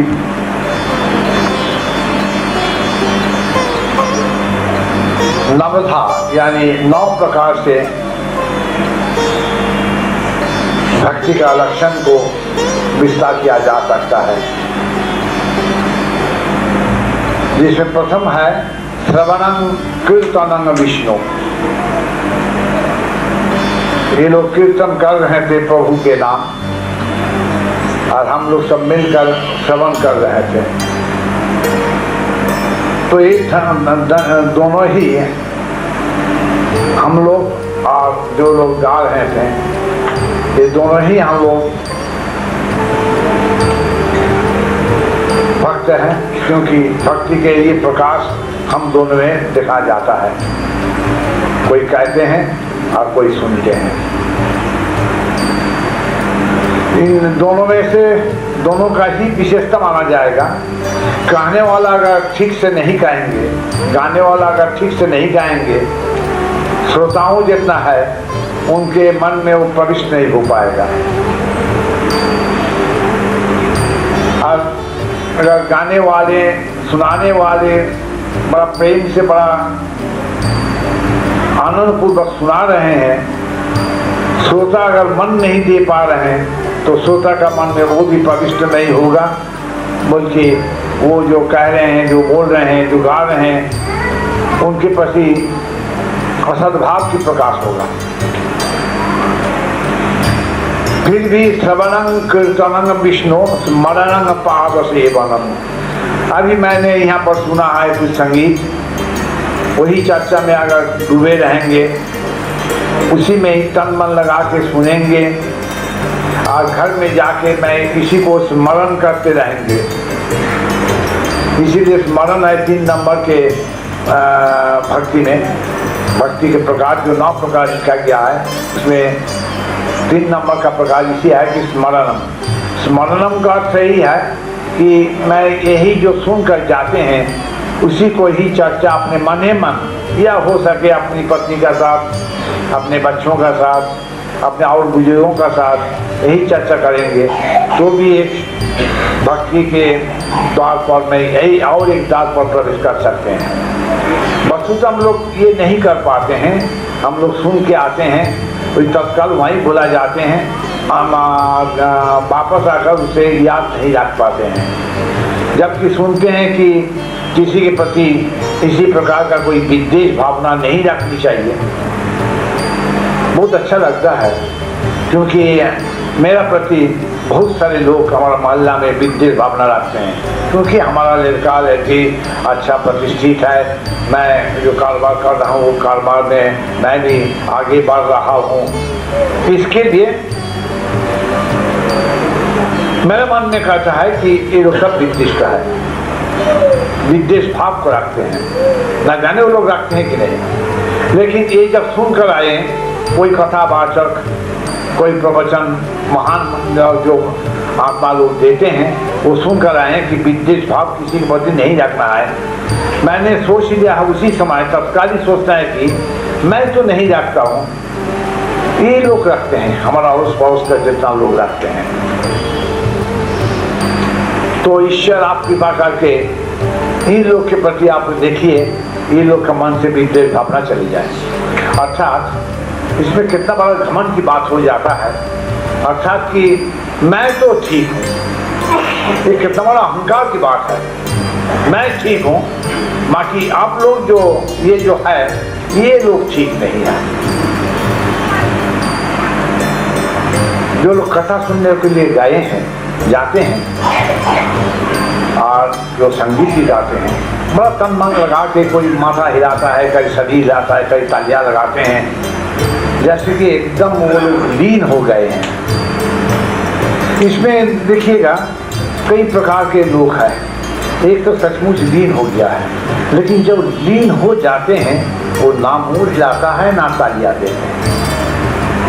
कहा जाता है कि गागर को लेके गंगा जल भरने के लिए गंगा तट पर गए, तो जब तक गागर भर्ती नहीं होता है तब तक भग भग भग भग भग भग आवाज आता है।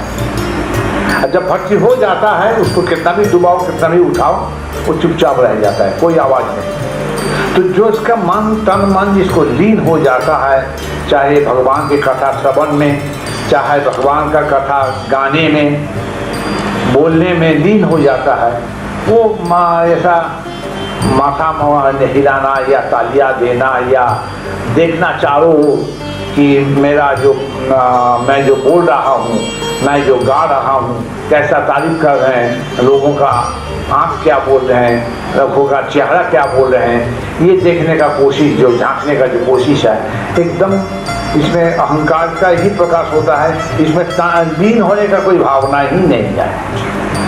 फिर भी लाखों की संख्या में लोग जाते हैं और सुनते भी हैं, घर वापस जाते हैं। इसी प्रकार आप लोग देखिएगा कि हमारा ये प्रसिद्ध तीर्थ स्थान अगर कहा गया है, जैसे कि बनारस, जैसे कि इलाहाबाद, हरिद्वार और रुद्रप्रयाग, गंगोत्री, यमुनोत्री, केदारनाथ, बद्रीनाथ, अमरनाथ, ये सब लिखा गया है। ये स्थान पर लोग जाते हैं। पहले तो कभी कदा लोग जा पाते थे, दुष्कर रास्ता भी रहा, इतना साध्य में नहीं रहा, और बाकी जो साधन भी इतना नहीं रहा, सामर्थ्य भी नहीं माने कर पाते थे। लेकिन आजकल तो एक फैशन हो गया है, अगर समाज में बोलने के लिए कि मैं गंगोत्री होकर आए हैं, मैं अमरनाथ होकर आए हैं, एक फैशन है। भाई अमरनाथ होकर आए हैं, अमरनाथ जाना, अमरनाथ को दर्शन करना, ये गंगोत्री में जाके अनुभव करना, मैं अतः तुम तन मन लगा के प्रभु से कहो कि प्रभु दासोहम शरणागतो, मैं आपका दास, मैं आपका शरणागत हूँ। अब ये नवता भक्ति के ये 9 मार्ग हैं जिनके माध्यम से हम भगवान तक पहुँच सकते हैं। ये भक्तों के ऊपर निर्भर करता है कि वे कौन सा मार्ग अपनाएं। हमारे पूज्य श्री भगवान ने सदैव हमें एक ही मार्ग का निर्देश दिया है, वह है निरंतर जप करना। जप के माध्यम से ही हम अपने इष्ट देव तक पहुंच सकते हैं। जप के माध्यम से ही हमारी आत्मिक और वास्तविक उन्नति हो सकती है। परम गुरु आचार्य श्री युग वशिष्ठ देव ने कहा है, हाथे काज मुखे जप करिले अभ्यास, निश्चय तोमार होबे सर्व पाप नाश। इसका अर्थ ये है कि यदि आप निरंतर जप करते रहें तो अवश्य ही आपके सभी पापों का नाश होगा।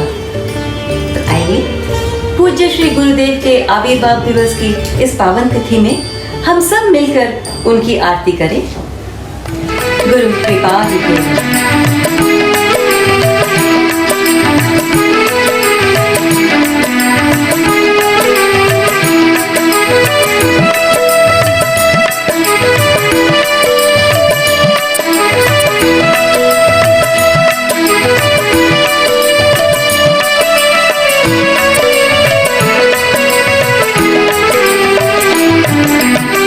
सब मिल सद्गुरु नाम भजो, सब मिल सद्गुरु नाम भजो।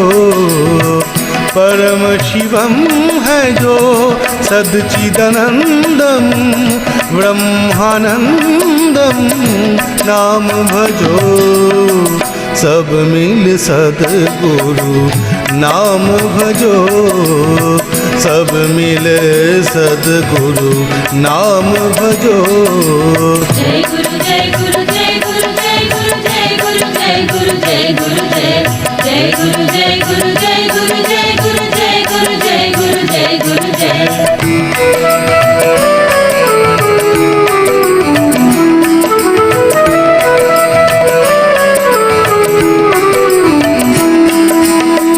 शक्ति उसी की है गगन पवन में, शक्ति उसी की है गगन पवन में। शांति मन की है उसी की लगन में, शांति मन की है उसकी लगन में। राधा रमन है जो कृष्ण गोविंदम ब्रह्मानंदम नाम भजो। सब मिल सद्गुरु नाम भजो, सब मिल सद्गुरु नाम भजो। जय गुरु जय गुरु जय गुरु जय गुरु जय गुरु जय गुरु जय गुरु जय जय गुरु जय गुरु जय गुरु जय गुरु जय गुरु जय गुरु जय गुरु जय।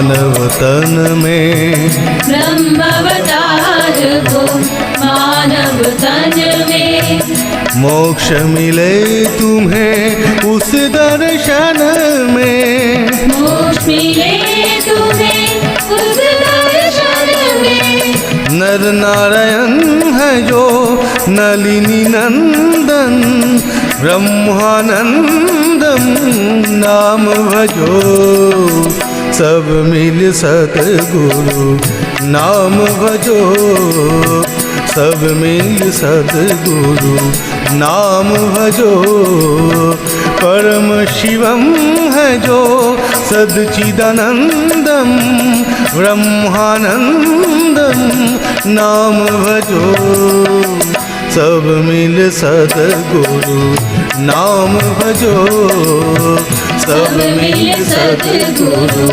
नाम भजो जय गुरु जय गुरु जय गुरु जय गुरु जय गुरु जय गुरु जय गुरु जय गुरु जय गुरु जय गुरु जय गुरु जय गुरु जय गुरु जय गुरु जय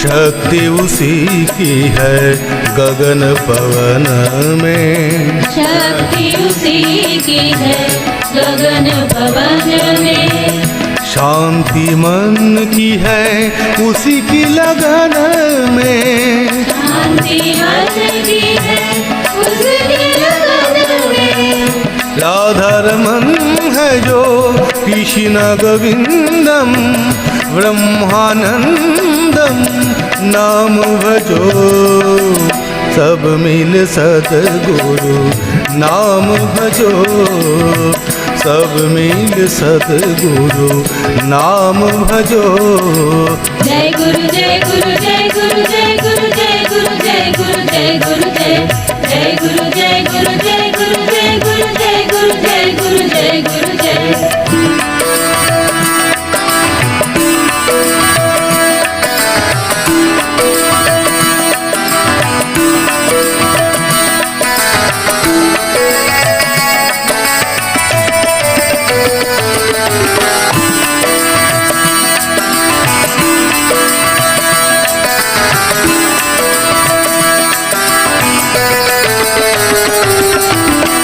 ब्रह्मावतार वो मानव तन में ब्रह्मावतार को मानव तन में मोक्ष मिले तुम्हें उस दर्शन में मोक्ष मिले तुम्हें उस दर्शन में नर नारायण है जो नलिनी नंदन ब्रह्मानंदम नाम भजो सब मिल सतगुरु नाम भजो सब मिल सतगुरु नाम भजो परम शिवम है जो सद्चिदानंदम ब्रह्मानंदम नाम भजो सब मिल सतगुरु नाम भजो सब मिल सतगुरु नाम भजो